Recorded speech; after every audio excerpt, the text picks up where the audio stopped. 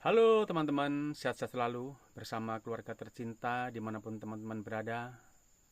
Kita akan bincang-bincang, kita akan bicarakan tentang timnas U23 kita, yang mana di bawah pelatih Gerard Van den Berg. Di dua turnamen penting, timnas kita gagal, mulai dari gelaran Asian Cup U23 atau Piala AFF. Kemudian kita baru saja gagal.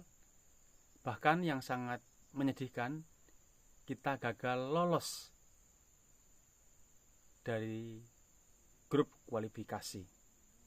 Padahal edisi yang sebelumnya timnas kita U23 bisa tembus ke semifinal Piala Asia. Tentu saja ini adalah pencapaian berbanding terbalik di bawah asuhan Gerard Van den Berg, dan tentu saja di sini harus banyak dievaluasi. Kemudian tentu saja kita semua sebagai penggemar, pendukung timnas kita tentu masih berharap timnas kita ke depan akan lebih baik lagi dari sebelumnya. Kemudian nanti turnamen yang terdekat atau yang perlu kita bidik satu gelar lagi, yaitu di SEA Games, yang saat itu kita menjadi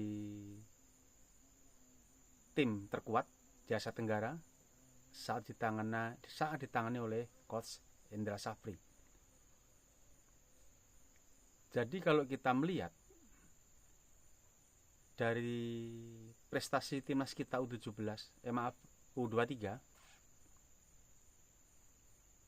sebelum dan sesudah ditangani oleh Gerard Van den Berg, sepertinya Gerard Van den Berg perlu meletakkan tanggung jawabnya untuk menangani timnas U23 sebagai pelatih dikembalikan kepada yang berkompeten, agar nantinya ada pergantian pelatih yang bisa membawa timnas U23 kita khususnya untuk tetap mempertahankan, untuk merebut medali emas yang kedua di gelaran SEA Games mendatang. Dan kita juga tahu bagaimana menangani timnas kelompok umur atau di bawah U23. Tentu saja dibutuhkan seorang pelatih yang mengerti karakter pemain, seorang pelatih yang bisa memompa dan memotivasi pemain-pemain muda, kemudian seorang pelatih yang sekaligus bisa menjadi bapak bagi anak-anak asuhnya.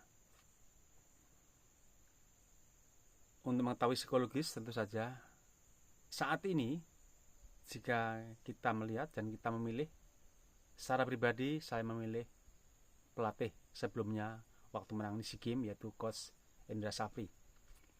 Karena terbukti Coach Indra Safri sangat bagus saat membawa tim kelompok umur kita. Kita ingat bagaimana Coach Indra Safri membawa Evan Dimas dan kawan-kawan di U17 saat merebut gelar Piala AFF saat itu. Dan tidak berhenti di situ, Coach Indra Safri selalu memberikan kualitas dan juga memberikan prestasi kepada anak asuhnya, khususnya di bawah U23. Jadi sebaiknya PSSI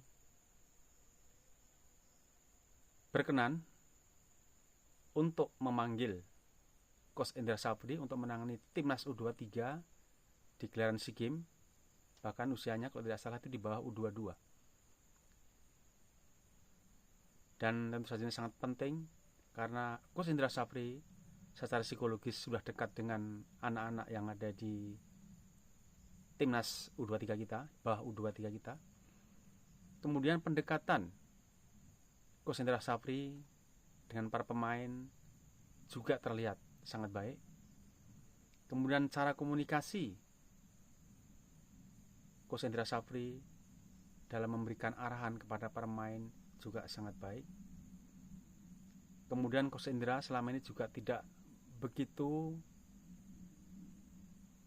menekan daripada para pemain, namun cukup memberi motivasi-motivasi. Karena pemain muda tentu saja terkadang tidak stabil.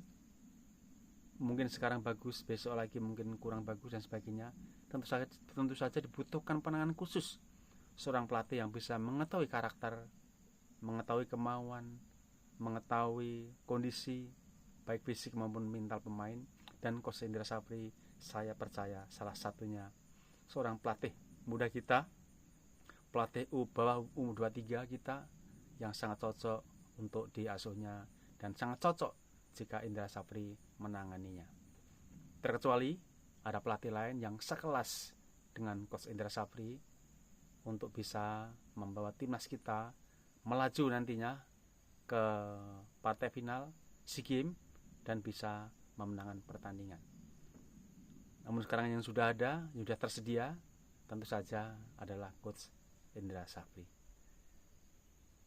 Mudah-mudahan nanti banyak pengamat, banyak nanti para pakar-pakar yang beri masukan kepada PSSI, kepada Coach Indra Sapri, kemudian juga kepada seluruh jajaran yang ada di PSSI agar bisa menemukan seorang pelatih yang cocok untuk menangani timnas bawah U23 untuk gelaran SEA Games atau SEA Games mendatang. Tapi saya pribadi, saya memilih saat ini ya, saya memilih Coach Indra Sapri. Mungkin ada teman-teman yang berpendapat, mungkin juga ada teman-teman yang kurang berpendapat. Jadi mungkin teman-teman ada yang tidak setuju atau tidak sependapat. Mungkin teman-teman juga ada yang setuju dengan apa yang saya katakan, artinya sependapat. Mungkin itu dulu teman-teman, terima kasih. Mohon maaf, mungkin ada kata-kata yang berlebihan atau kata-kata kalimat yang kurang benar. Kiranya teman-teman bersedia untuk meluruskan. Dan sekali lagi mohon maaf sebelumnya dan terima kasih atas segala atensi dan juga dukungannya. Semoga channel saya yang kecil ini bisa nantinya berkembang dengan baik. Terima kasih, selamat beraktivitas.